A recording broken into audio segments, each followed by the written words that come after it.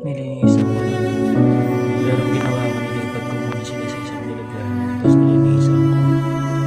Nilagyan ko na lang ng ganyan. Pero hindi na ginagawa na.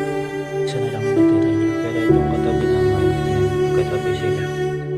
Dito ko nilagay yung mga ganito. Yung mga mabubuhay. Pag-alamanin, babalik ko sila sa dati. Hindi na. Nabuhay naman yung isa din sa kabila. Ayan. Kinakain niya lang. Tapos nilalabas-labas niya